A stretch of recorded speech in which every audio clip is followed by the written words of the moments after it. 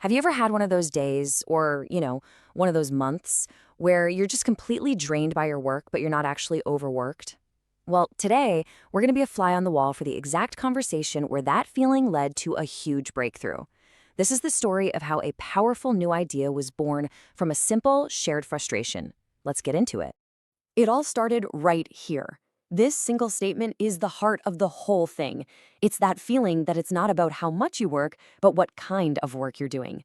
This one sentence, really born out of total frustration, was the spark for everything that came next. So, picture this, a team meeting. The leader, a guy named Bull, finally just comes out and says what's been bothering him. It's not about the company, it's not the clients, it's this deep, fundamental frustration. He knows he's good at his job, but there are parts of it that are just sucking the life out of him, killing his energy. So to try and figure this out, Bull and his team did what a lot of us would do. They tried to map it out. They decided to break down how work gets done. They didn't have the answers yet, so they just started with a super simple 3-part framework they thought could apply to pretty much any project. Okay, so here's their first draft. Super straightforward, right? First, you've got ideation. That's where the idea is born. Then you've got implementation. That's where you actually do the work. And then, crucially, they added this middle step they called activation. So why that middle step? Well, as one of the team members, Lynn, pointed out, you can't just jump straight from a cool idea to building it. That's a recipe for disaster. You need a bridge. You need a filter to make sure the idea is actually good before people start pouring time and energy into it.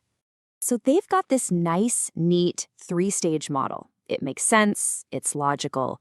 But just when they're getting comfortable, a single question from another team member, Amy, starts to pull a thread that unravels the whole thing. And this, right here, is where it gets really interesting. This is the moment. This is the wrench in the works. Amy says, hey, that ideation box you put me in, it doesn't quite fit. She's good at the big picture thinking, but she's not the one inventing things from scratch like Bull is. And suddenly, their simple model has a huge puzzle it just can't solve. And just like that, a light bulb goes off for the whole team.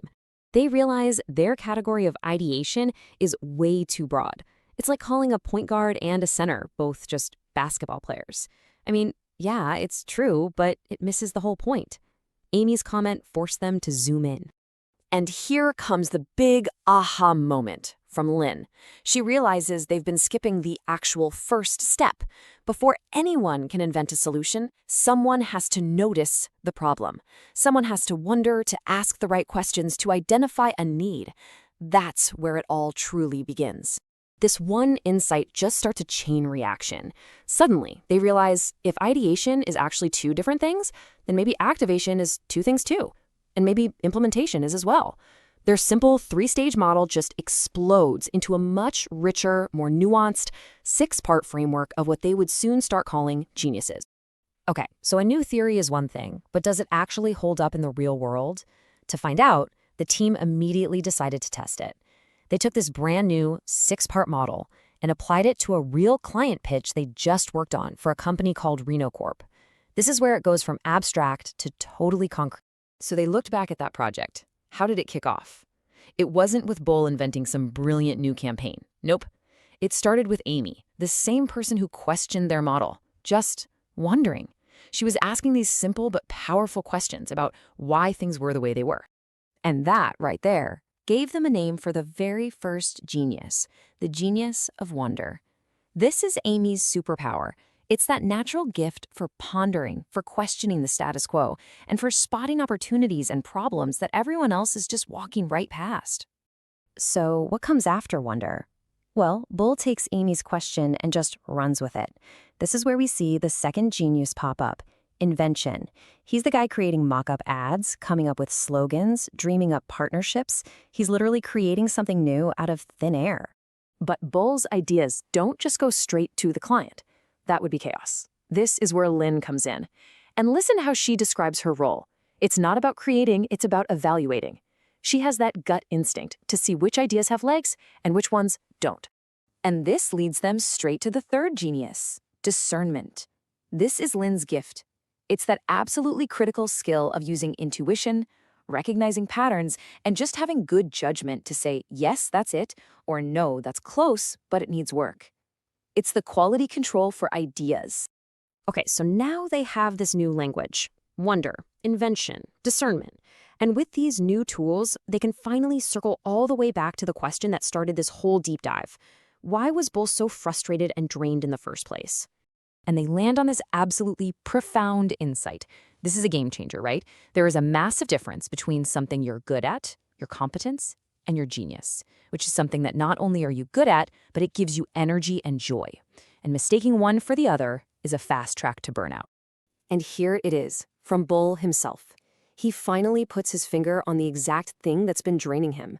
It's a skill they later call galvanizing, that ability to rally the troops and get them excited to take action. He can do it, he's even good at it, but it just empties his tank. It's not his genius. And this brings it all home for us. What's the real cost when you're forced to operate outside of your genius? It's not just about having a bad day at the office. It seriously impacts your happiness, your performance, and your ability to make your best, most unique contribution. So after this whole journey, the team finally lands on a clear definition. A working genius, it's not just a talent. It's that perfect sweet spot where your natural gifts intersect with the work that genuinely fills you with joy and energy. It's what you were practically built to do. And there it is, mystery solved. Bull's frustration wasn't random. It was a mismatch. The work that gave him energy, his true geniuses, were invention and discernment. But his job was forcing him to spend way too much time galvanizing, a skill that for him was a total energy drain. And this is the final, powerful takeaway for all of us. When you spend all your time on work that drains you, even if you get it done, there's a huge opportunity cost. It doesn't just make you miserable, it actively stops you and your team from getting the very best of what you have to offer. So this whole story, which started with one person's burnout, leaves us with a really important question for ourselves. Think about your own week, your own job. What are the tasks that make you feel alive, that give you energy? And what are the ones that leave you feeling completely wiped out? The answer to that, well, that might just be the key to finding your own working genius.